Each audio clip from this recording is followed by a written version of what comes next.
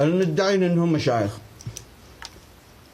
يا تمشيختم سحب على الجن والله بطلتم.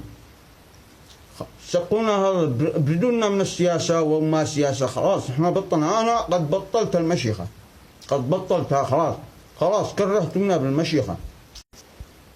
وتدعوا ان انتم وطنيين، ما انتم وطنيين كذب في كذب كله ولا انتم اي شيء الا علشان الشهرة. خاصة ابردوا لنا من مواقع التواصل الاجتماعي، اقطعوا لنا في مواقع التواصل الاجتماعي كل يوم بديتم لنا خبر كل يوم.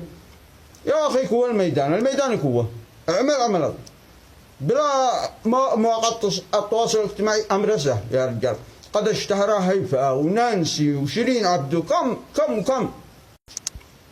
كم اشتهروا بمواقع التواصل الاجتماعي، كم اللفاليف الرقاصين الرقاصات.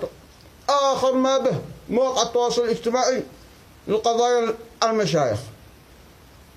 قروا تقرقروا تمشيخوا سع الجن والله بطلتم.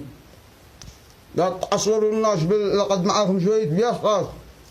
قال انتم تعصوروا وتعملوا لكم اكشنات على الفاضي. يا ليت عاد بفعل.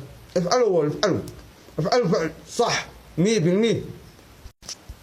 والشارع امامك الشارع بيشهد لك الشارع باكمله. وكل وطني صح وطني، لا تمكنوناش كلمة من هنا كلمة.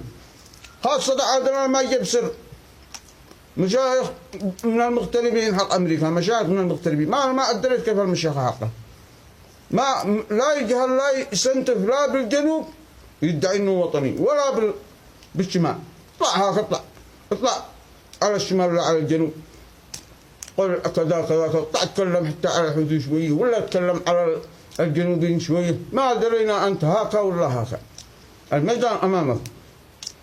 خلوا مواقع التواصل الاجتماعي يا خبره، خلاص احنا هاكي نسلي نضحك ونمرح ونسلي.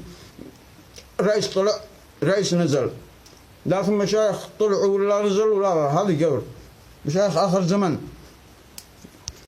انت للوطن يا اخي، الشيخ للوطن امام الله عز وجل، ما هو علشان الشهرة والتصوير ترضى هذا ولا ترضى هذا ولا يعينوك الناس ولا ايش من كلام معاكم انتم.